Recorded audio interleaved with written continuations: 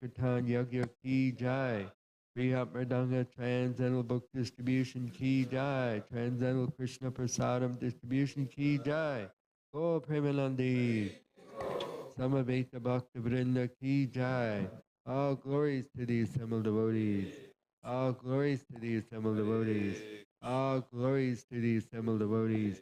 All glories to Shri Shri Guru and Gauranga.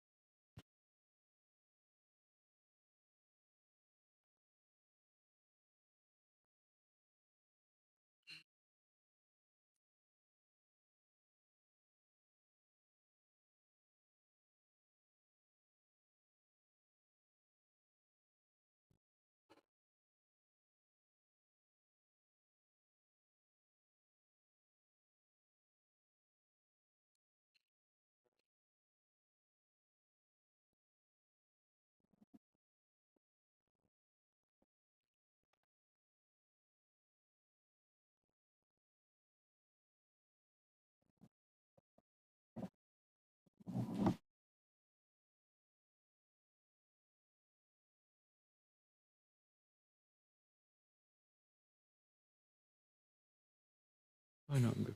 Thank you.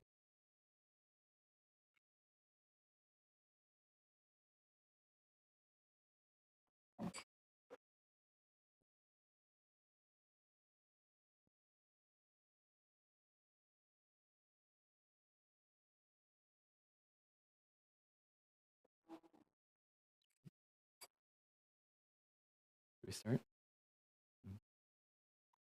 Hare Krishna, dear devotees. Please accept my humble obeisances. Agro Shishi Guru and Gauranga Agro Shri Prabhupada.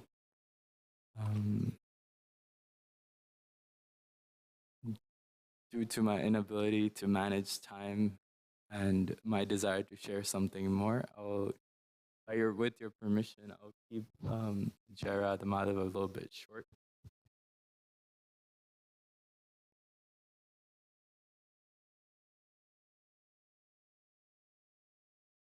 Jaya Radha Madhava Kunja Bihari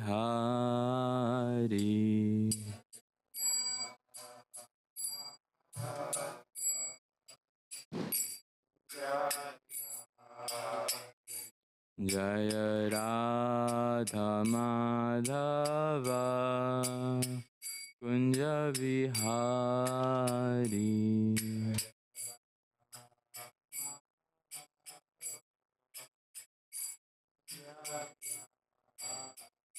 Jaya Gopi Janavallabha Giribharadhari Gopi Janavallabha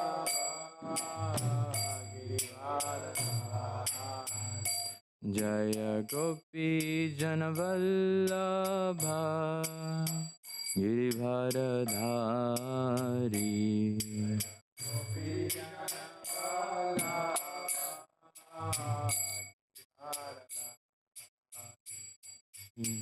Yashodanandana Vrajajana Ranjana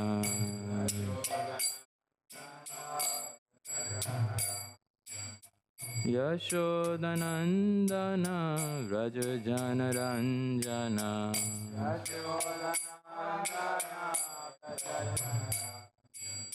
Jamuna Tira Vanachari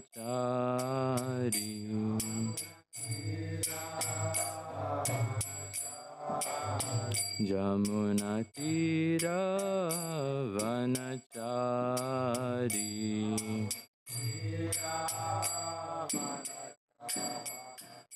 Jaya Radha Madhava Kunja Bihari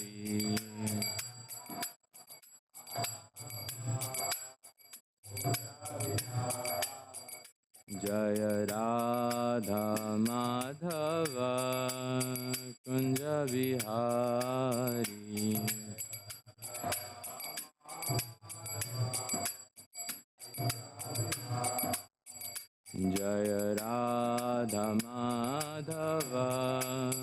Kunja Bihari.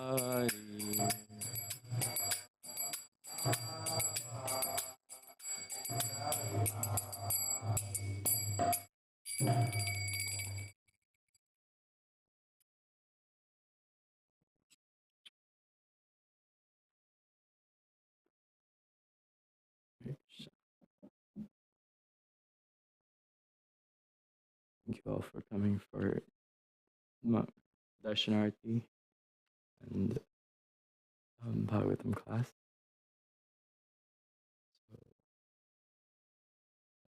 Om Namo Bhagavate Vasudevaya.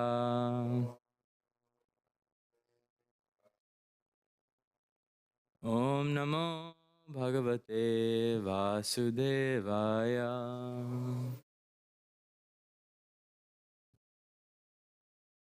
Om Namo Bhagavate Vasudevaya.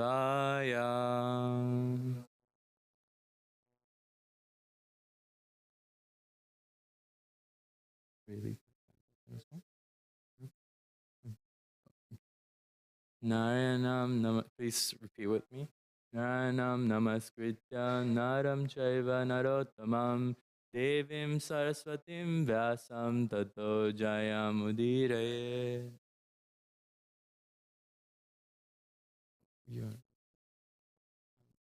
Before reciting the Srimad Bhagavatam, which is the very means of conquest, one should offer respectful obeisances unto the personality of Godhead Narayan, unto Narayan Rishi, the supermost human being, unto Mother Saraswati, the goddess of learning, and unto Srila Vyasadeva, the author.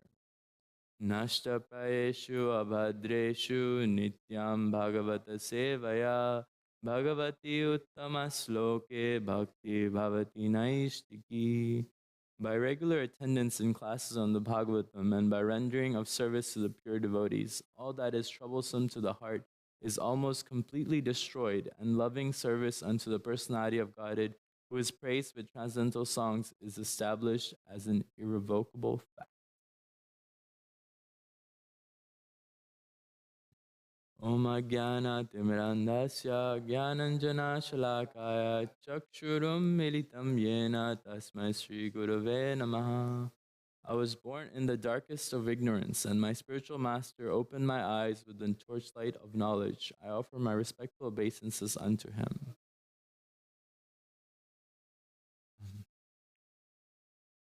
Thank you. Thank you all for giving me the opportunity to share something with you. And also learn with you in the process. Please give me your blessings, and please forgive any offenses that I do come across. I try to do my best to to keep it as simple as I can. Please do stop me if I go too fast, and please share your encouragement by nodding your head sometimes.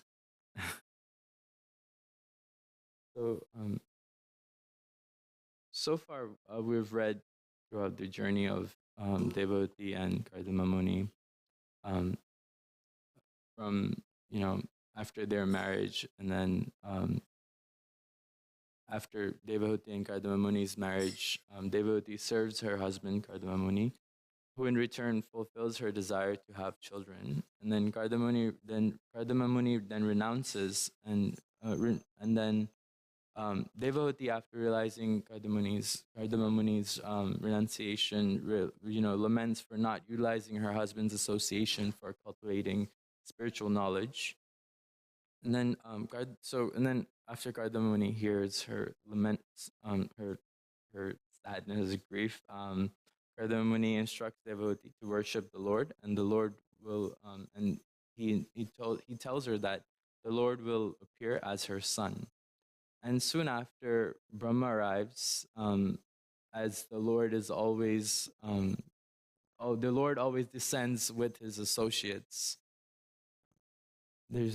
So the Lord always descends with his associates.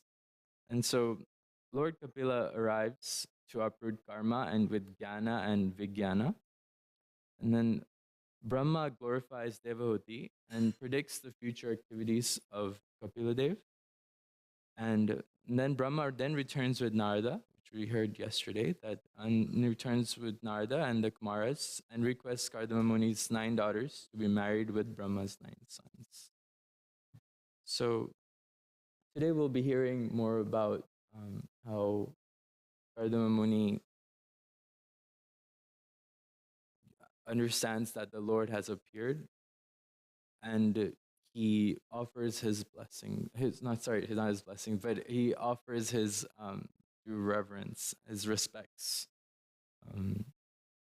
Does anyone here know what is it that we sing when the Lord descends?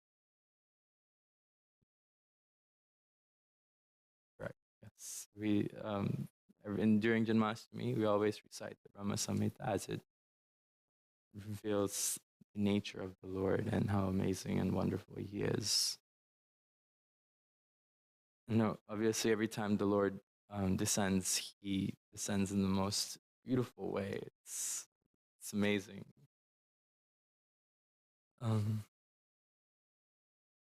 So today we'll be reading from Canto 3, Chapter 24, Text 26.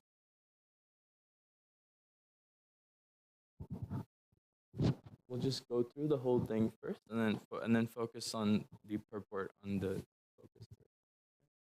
We'll be reading from Canto 3, Chapter 24, 26 to 34.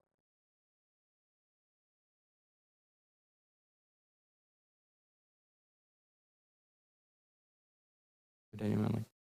When Kardama Muni understood that the Supreme Personality of Godhead, the chief of all the demigods, Vishnu, had descended, Kardama approached him in a secluded place, offered obeisances, and spoke as follows. So, understanding that the Supreme Lord has descended, Kardama Muni approached Lord Kapila and offered his obeisances. What we do whenever we come into the temple, we offer our obeisances to Bhagavajanti, Prabhupada.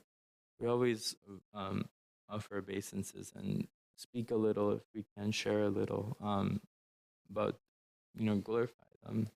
Anyone, to the Lord. And it can also be any senior devotees. We offer our obeisances, our respects to someone who is above us. And so just like that, a similar pastime is when Rupa Goswami knew that Lord Chaitanya was Krishna himself. So he offered his respects with the following words, saying, I offer my respects to Krishna, who has now appeared as Lord Chaitanya. And so the most amazing part is his devotees are so pure and learned that they can recognize the truth immediately.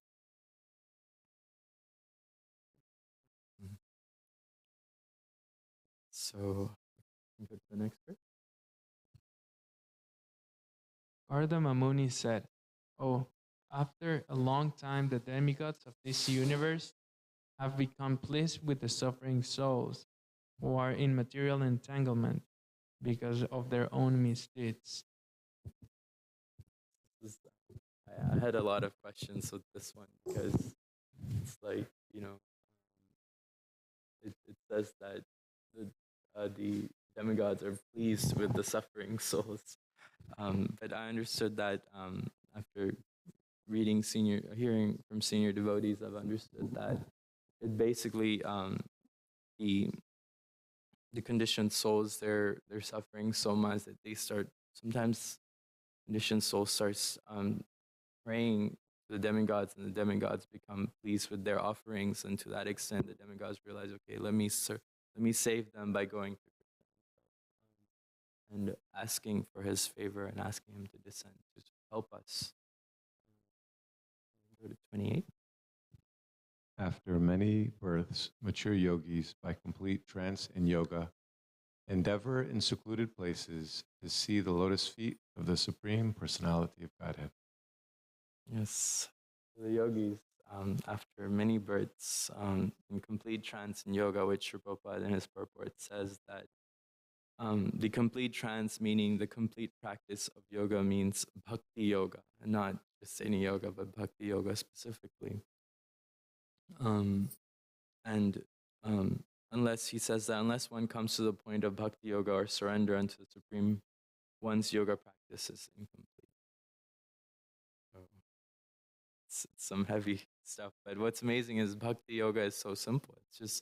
All it's required is love, that devotion towards Krishna, and practicing that. You don't have to think about, how can I stop my breathing, or how can I control my breathing, or how can I, meditate. It's so hard to meditate. I don't understand how people do yoga, but it's possible.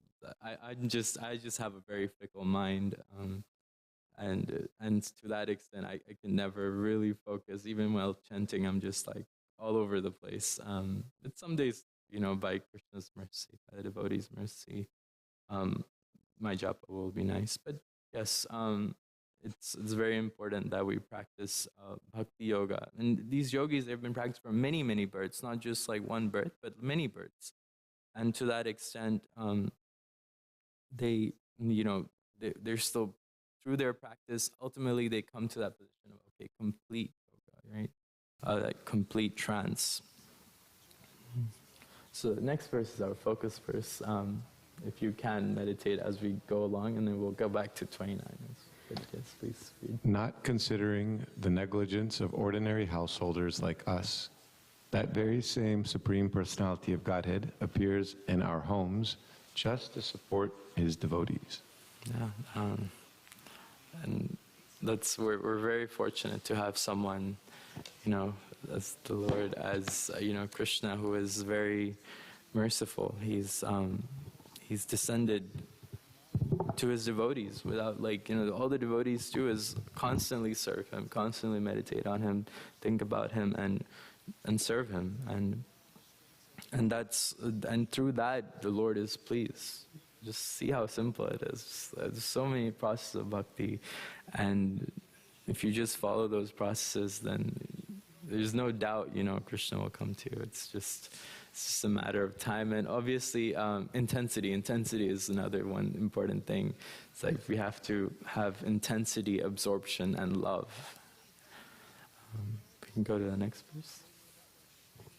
Kardama Muni said, "You, my dear Lord, who are always increasing the honor of your devotees, have descended in my home just to fulfill your word and disseminate the process of real knowledge." Yeah, this is also very nice. It's stating, Kardama Muni is stating, you've descended to fulfill your promises. Can we state, can someone tell me, what are some pastimes where Krishna had made a promise and he kept his promise regardless of what happened?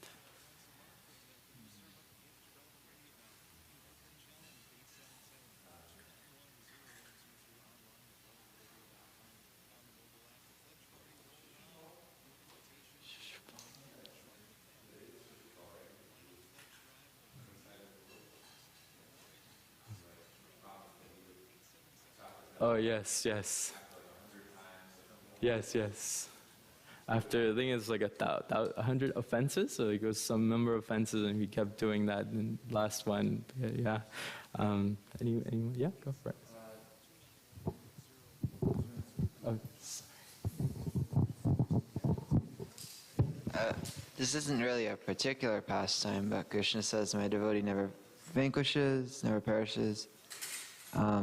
Yeah. So we see that in countless pastimes of Krishna, protecting his devotees, protecting them either materially or spiritually, physically or subtly. He does make that very clear statement in Bhagavad Gita, I'll be there no matter what, to his devotees. One pastime that really gets to me is when he gets really angry at Bhishma Dev. He just goes for it, and he specifically said, I will not fight in this battle, but still, to save his devotee, Arjuna, he just goes in, it's like, I'm going to get you. I thought that was very interesting. Yeah, we can go to the next verse.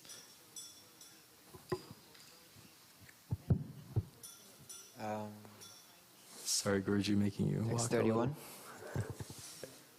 Yeah. My dear Lord, although you have no material form, you have your own innumerable forms. They are truly your transcendental forms, which are pleasing to your devotees. Yeah.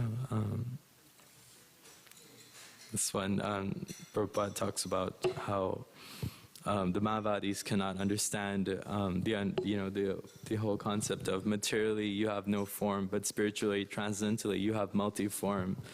And so, therefore, because they cannot understand it, they say, "Oh, the Supreme Lord is impersonal," and it's very interesting. It's because I like to believe that the relationships run throughout this world, and like being impersonal and impersonalist, it's very interesting that they find it difficult to understand this. But we are very fortunate that we understand this, because to some extent it may seem very difficult, but because we have so much faith in the Lord and His words, that we believe as it is. And more importantly, Sri Prabhupada says that wherever there is a form, there is a person. Even if Krishna says, I'm also impersonal, but I'm also personal. But the understanding of personal, the fact that He's present, He's stating, I will be there. He's making promises. Only a person can make promises. No one impersonal can make a promise, So it's also very nice.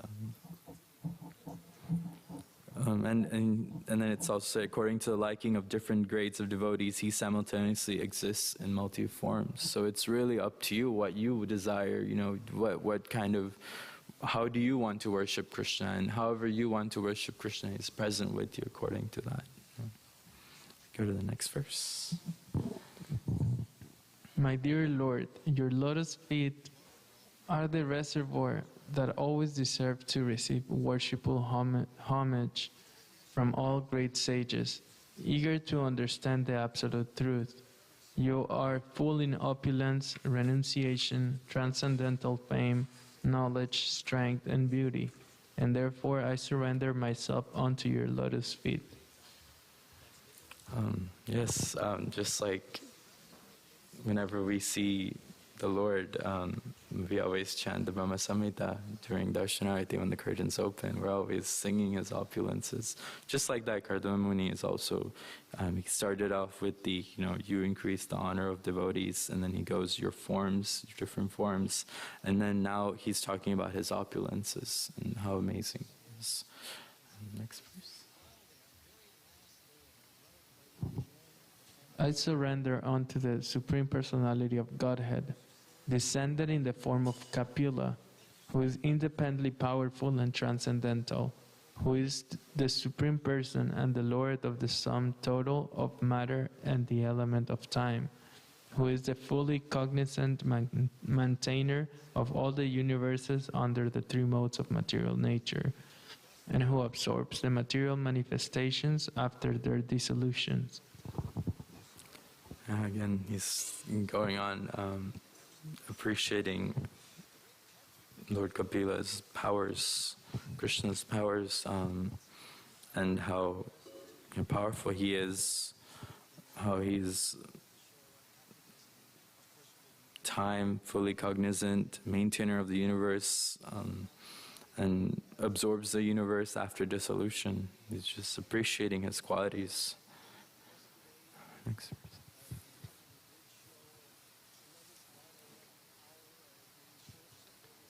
Today I have something to ask from you, for the Lord of all living entities. Since I have now been liberated by you from my debts to my Father, and since all my desires are fulfilled, I wish to accept the order of an itinerant mendicant. Renouncing this family life, I wish to wander about, free from lamentation, thinking always of you in my heart.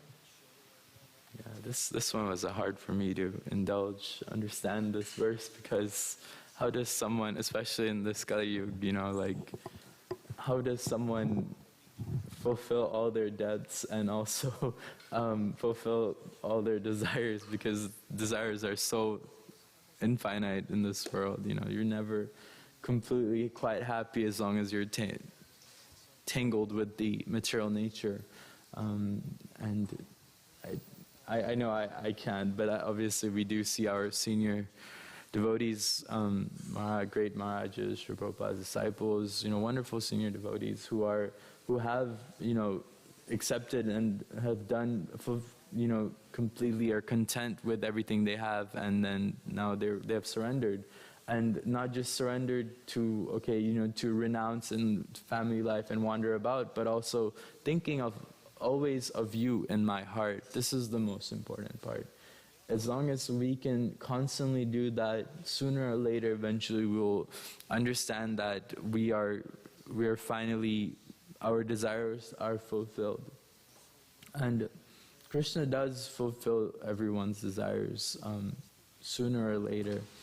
And it's just a matter of time. But if you can desire something higher, if we can come into the higher platform, desire something even higher, higher.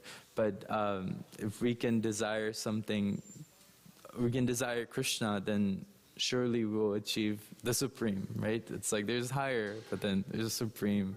So we should always try to desire the Supreme and, always be associated with Him through His devotees. And only then we can completely renunciate, just like Gardama Muni has the desire. And he's asking this from Krishna. He's not, and it's, one thing is, what recently I've been learning is that there's two things that are important in terms of bhakti. Obviously, many things are important, but these two things that I feel is, one thing is our desire, that, we have to have the desire to appreciate, to want to be with Krishna. And then the second thing is the Lord's mercy. Without the Lord's mercy, nothing is possible. Even it's, like Sri Prabhupada says that even a blade of grass does not move without the Lord's will. And so we have to have His mercy, and only then we can be successful in our endeavors. Yes. Okay, we can go back to our focus verse, verse 29.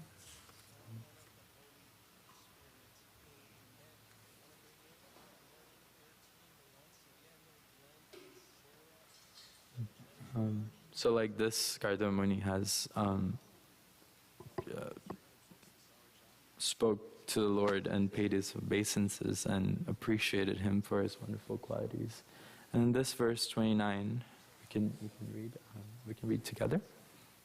Sa eva bhagavanadya helanam naganayana griheshu jato gramyamam Yashanam pakshaposhana Saeva bhagavana adye Melanam na gunayana Griheshu jato gramyanam Yashanam pakshaposhana Saeva bhagavana adya Helanam na ganayana Griheshu jato gramyanam Yashanam pakshaposhanaha.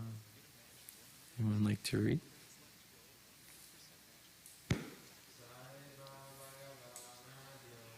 Saeva bhagavanadya Helanam naganayana Griheshu jato gramyanam Yashanam pakshaposhana.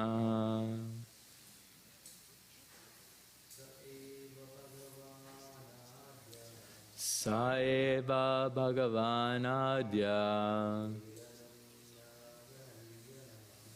Helanam naganayana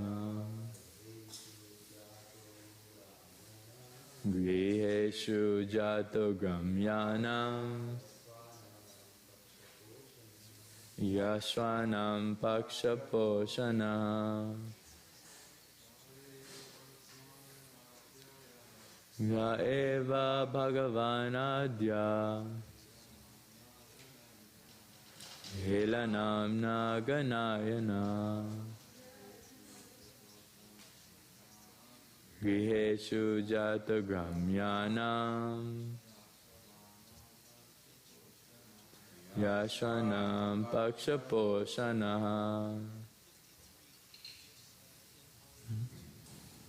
Okay, we can continue.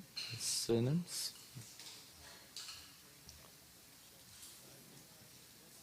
Sa eva, that very same, Bhagavan, Supreme Personality of Godhead, Adya, today, Helanam, negligence, na, not, Ganaya, considering high and low, na, our, Griheshu, in the houses, Jata, appeared, Gramyanam, of ordinary householders, Ya, he who, Shanam, of his own devotees, Bhaksha Poshanaha, who supports the party.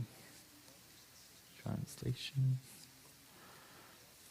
Not considering the negligence of ordinary householders like us, that very same Supreme Personality of Godhead appears in our homes just to support his devotees.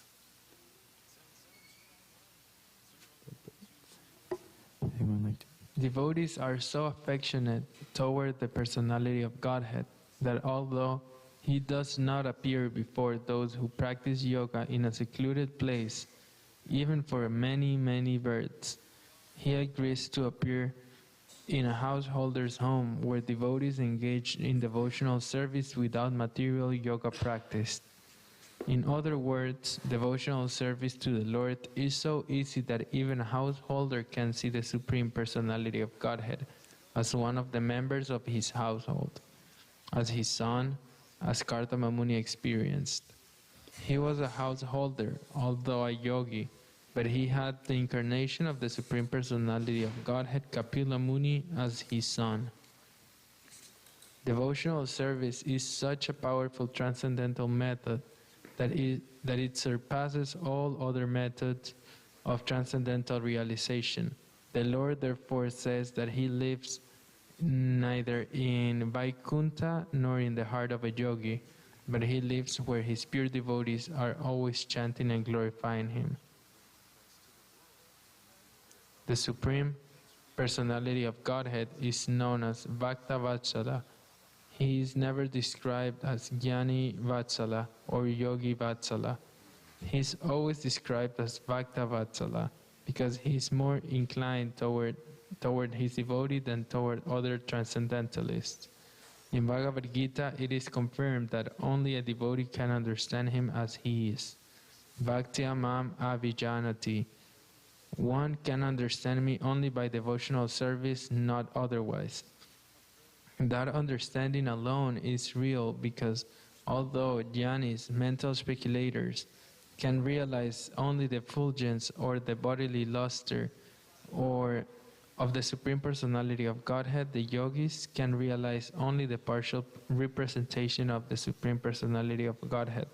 A bhakta not only realizes him as he is, but also associates with the personality of Godhead face to face.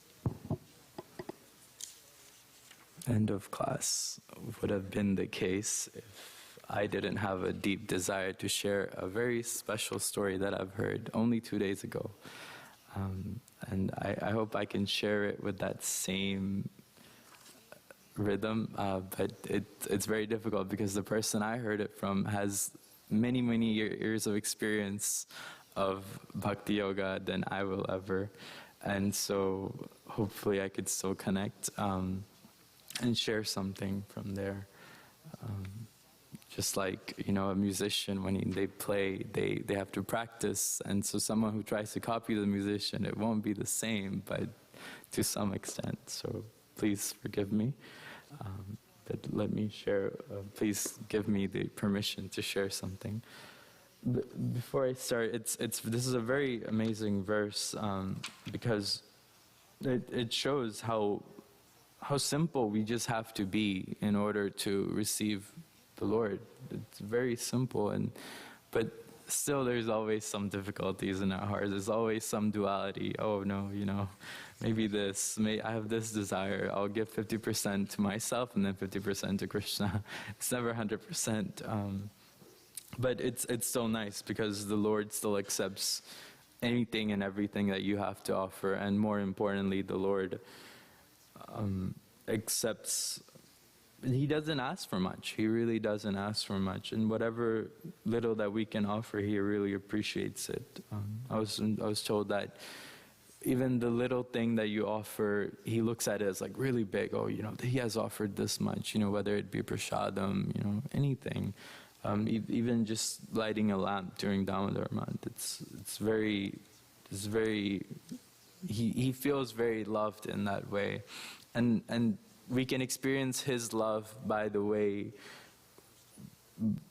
because the way he shares his love, it's, I want to say I've felt it, because there's days where like I'll struggle and I'll see that, you know, there's so much love that I'm receiving in the process, and to that extent I'll think, oh, you know, it's not really a bad day. I'm having a great day actually, because I'm feeling that essence, that love, and he shares his love through his devotees.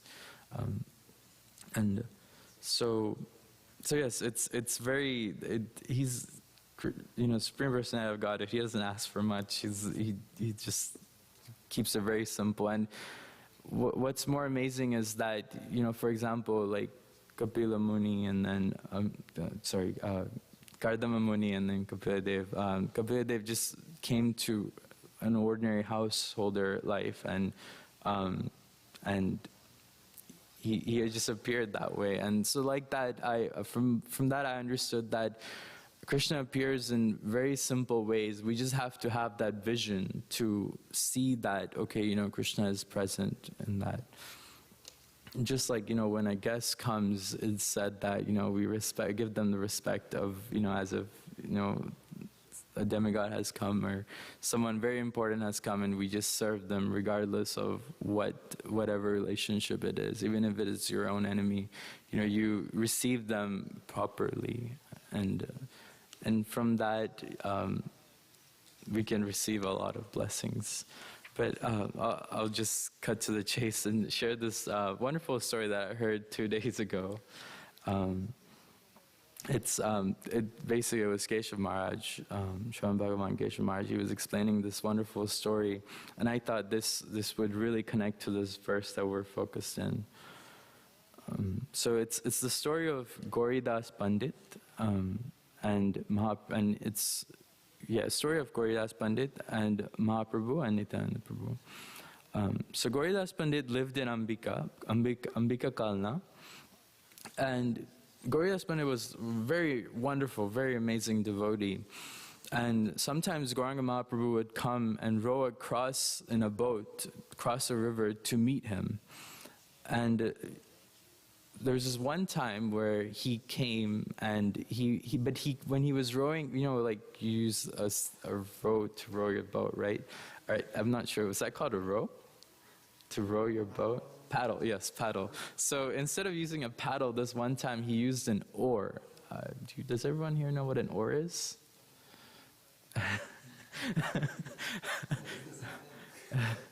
Huh? An oar is a paddle? Really? No, I thought oar, because Keshav Maharaj specifically said oar as in like an oar, like an oar can be a paddle?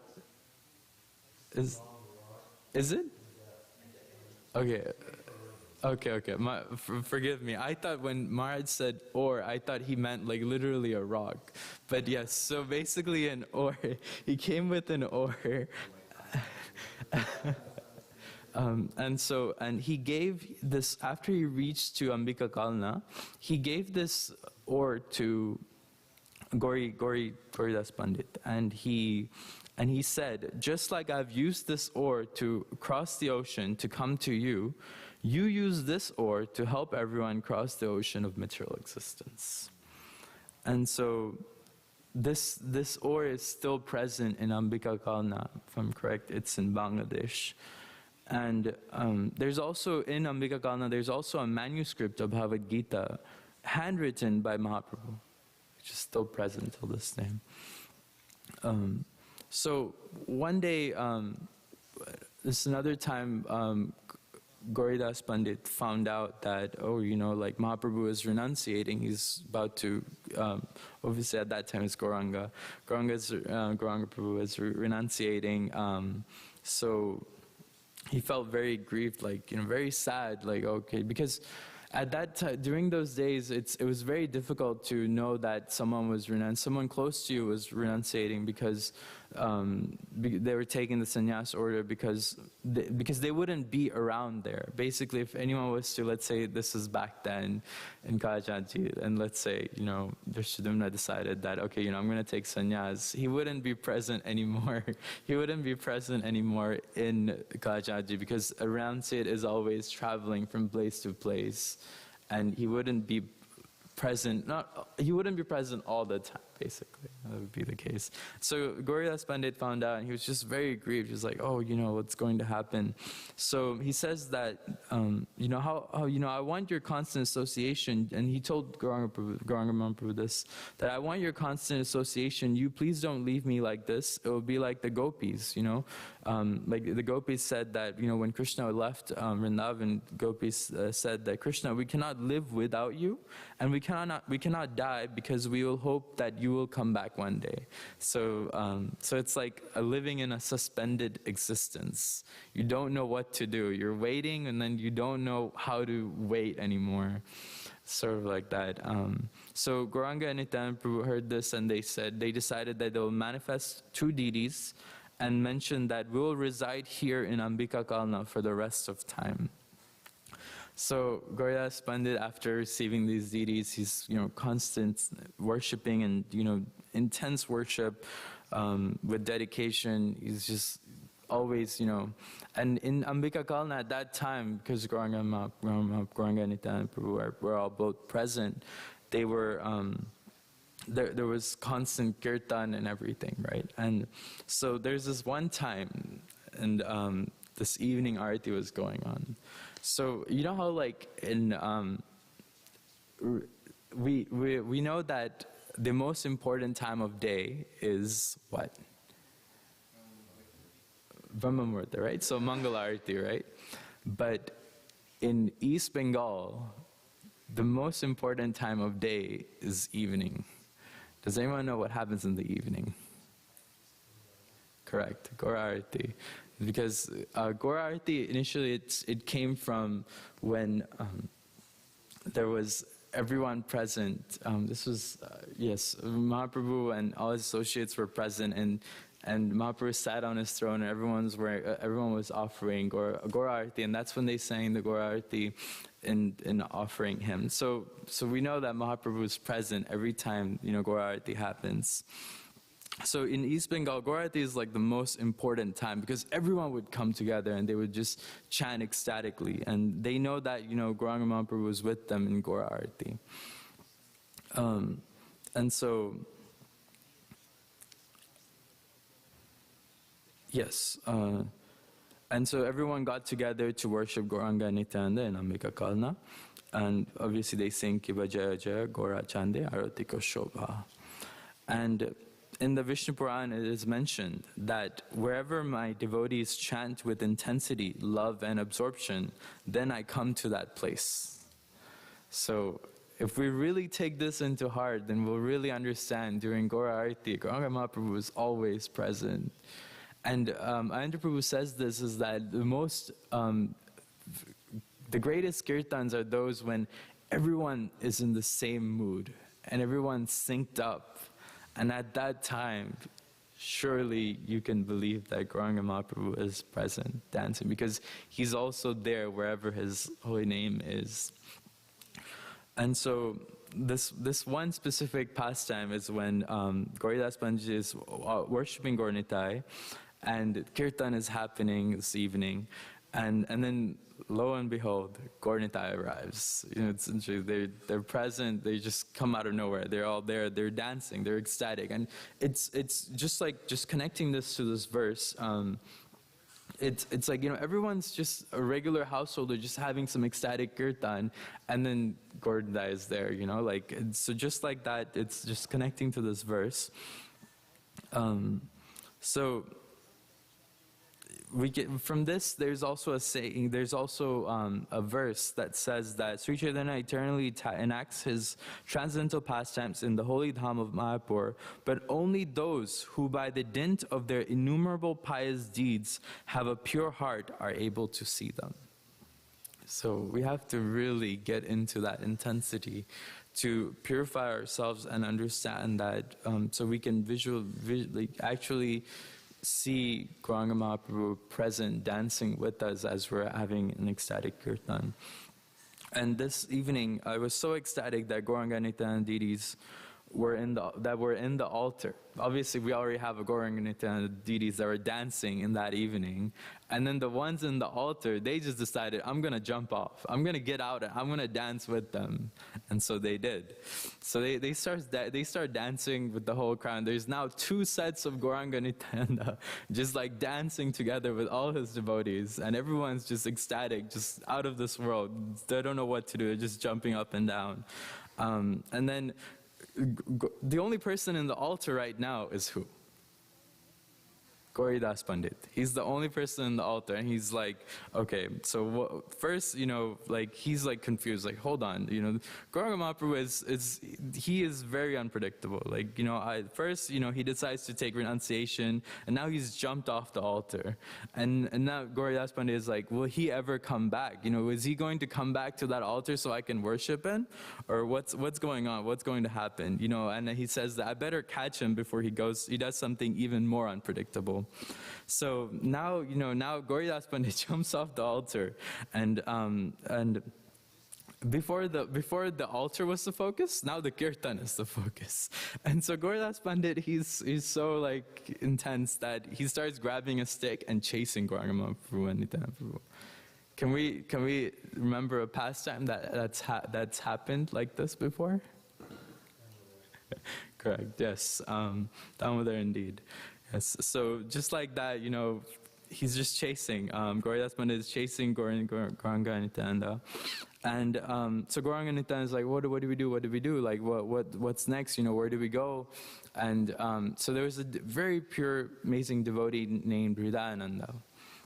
So they decide that, okay, you know what? Let's jump into Hridayananda's heart. He's a wonderful devotee, and so they just decide, I'm going to jump into Hridayananda's heart. So they're in Hridayananda's heart at that point, and does anyone want to guess that what his name became because they decided to jump into his? Hridaya Chaitanya, yes, Hridaya Chaitanya. I looked at it and I was like, wow, that is amazing. Hridaya means the heart, right? Yes, Hridaya, the heart, and Chaitanya, Mahaprabhu is present there. So now there's only one set of Gauranga Nityananda, and but later on, the Gauranga Nityananda inside Hridaya Chaitanya's heart again emerged from there and again went back into their altar. And now to this day, if you go to Ambika Kalna, you'll only receive interrupted darshans. So like the curtains will literally like stay up for like 5 minutes and then they'll close right away, because everyone there is still scared that they will jump off, the Gauranga Nityananda Prabhu will jump off the altar and start doing very unpredictable things. So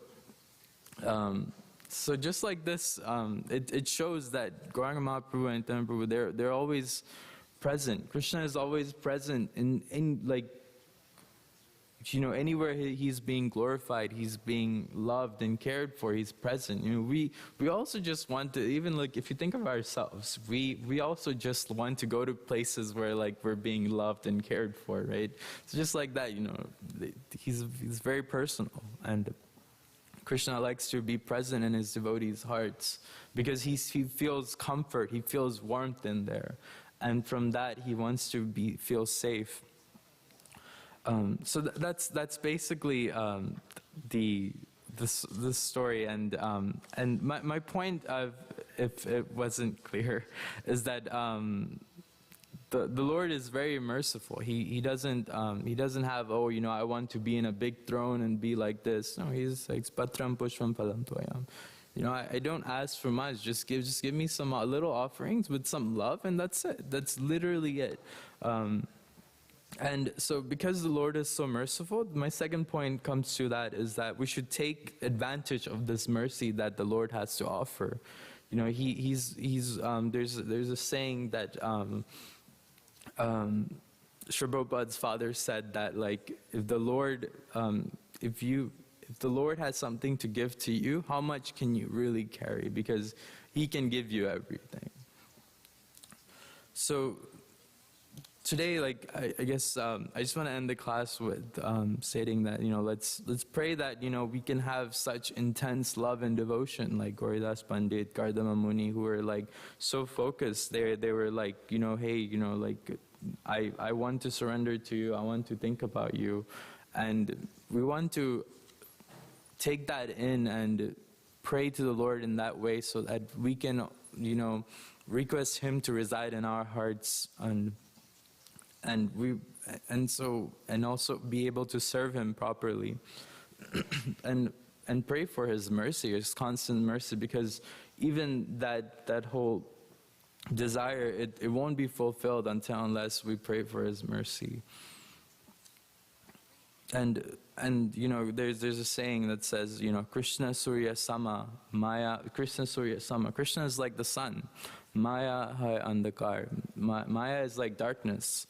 Jaha Krishna taha nehi, Maya radhikar. So wherever there is Krishna, wherever there's the sun, there's no chance of darkness. So if we can just, if we really think that our hearts are fully black and dark, and there's no sort of sunlight to love and care for others, then like, if we can just pray, and if we have that deep desire, obviously we want to absorb that light within us. So all is required is that request that Krishna to reside in your heart. Obviously, He's always there as Paramatma, there's no doubt. But He's given us a free will to do whatever we want. So, but if we have the desire of that, by utilizing our free will to have love for Him, slowly but surely that will happen. And let us pray also that, one day our Gaurnitai will also jump off the altar and dance with us. And, and be absorbed in that Gauranga Mahaprabhu's intensity mood with his associates, who are very deeply, deeply attached to him. I guess attachment is such an important thing to, and we should try to engage our attachments into serving them in that way. Oh, I went here, sorry I'm a bit late, but if there's any questions or comments, realizations, yes, please.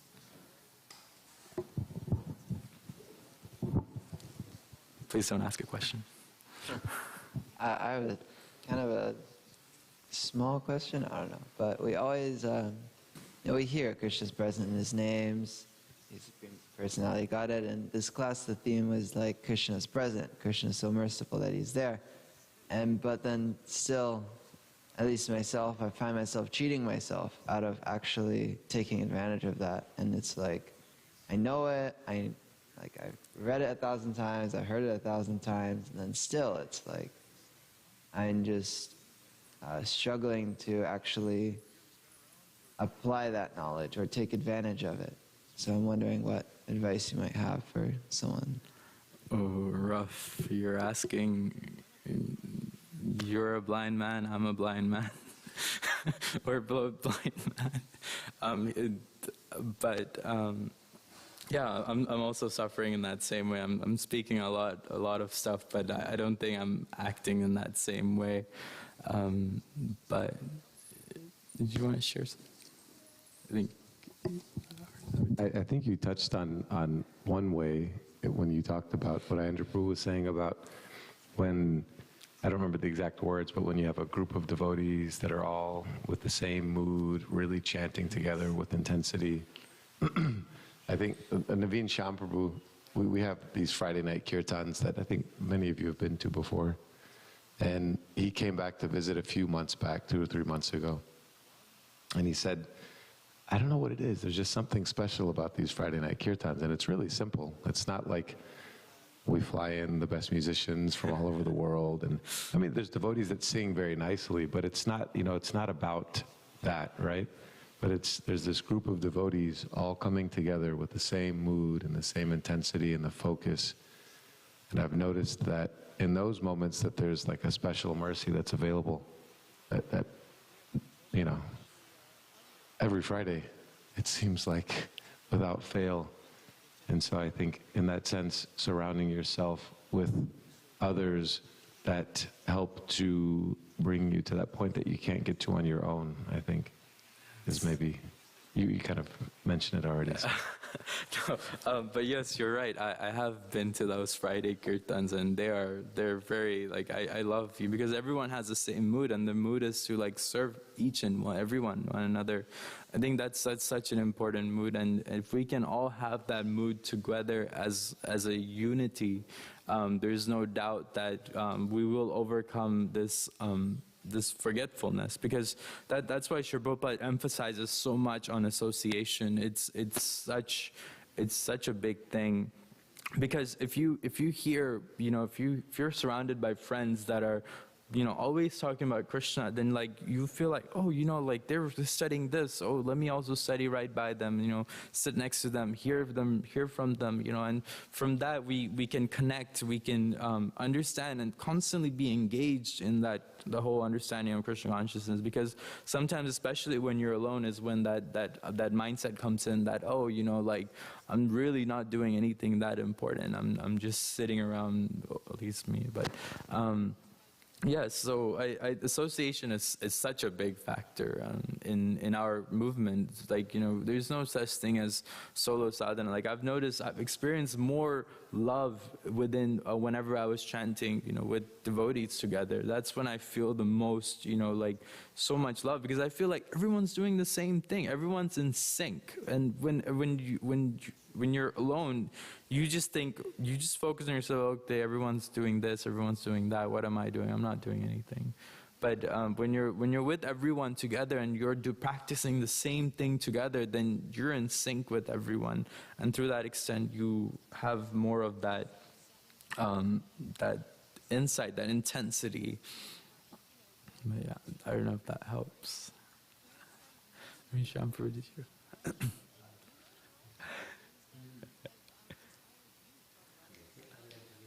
Oh, yes, bro. Yes. Association.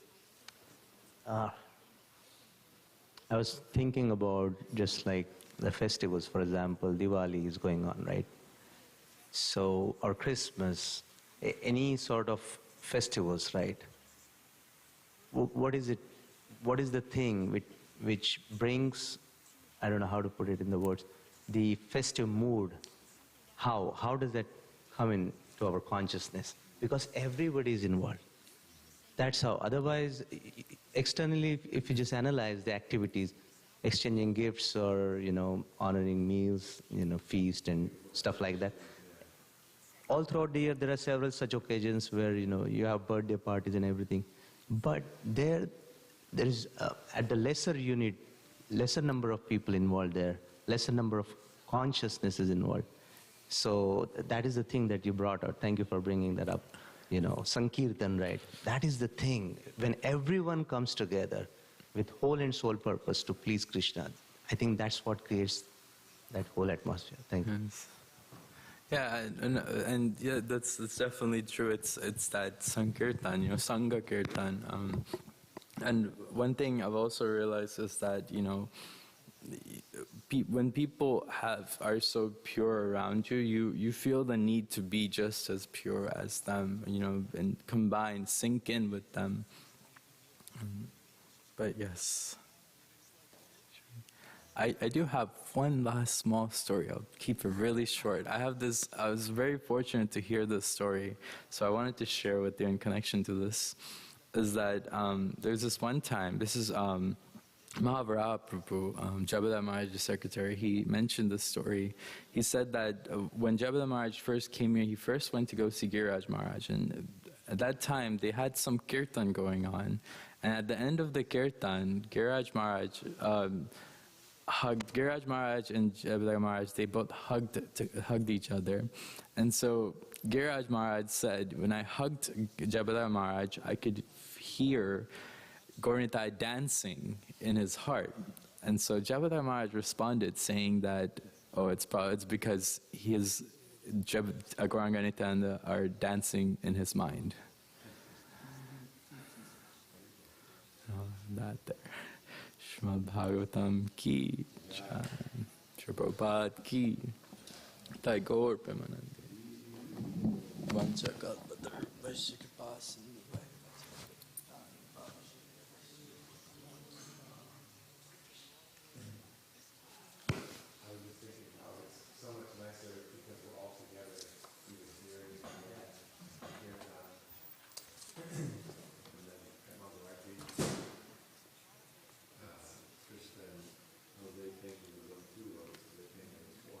You got to thank the organizers.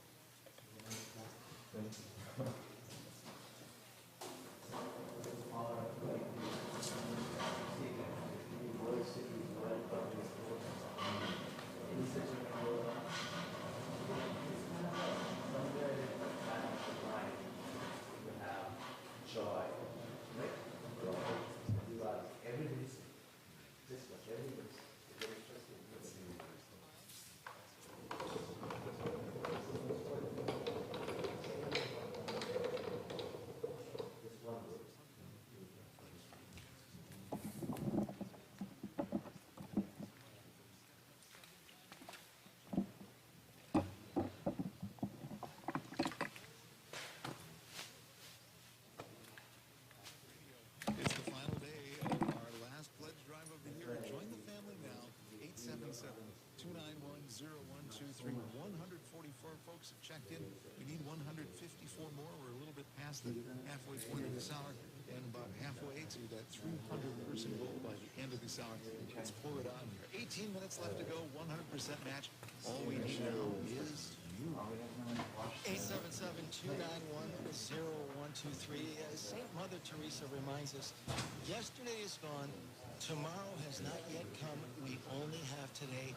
Let us begin. Folks, we need you to begin. We need you to join the family here this morning. And let me share with you yet another compelling reason why you should join the family.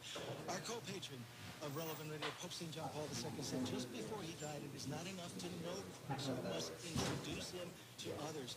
Relevant Radio, this network, this family has been introducing Christ to millions from the very beginning, going from a small Catholic radio network of a handful of stations in the Midwest in California to now a national network of over 214 radio stations touching millions of lives from coast to coast and around the world through the mobile app. This is another reason why you should join the family. From Maui to Maine, from LA, Chicago, Philly, New York, to our nation's capital, Washington, D.C. In fact, Relevant Radio recently launched in Cincinnati and Dayton, Ohio, Fort Wayne, South Bend, Indiana, Richmond, Virginia, and last year we launched in some big markets, Tucson, Toledo, Honolulu, Detroit, Seattle. We continue to grow. All of this is because of you. We couldn't do it without you. We need your help. It's all because of your support. We want you to join the family. Help us to bring hope and introduce Christ to so many people around our country, around the world. Open your heart, join the family, get to the mission.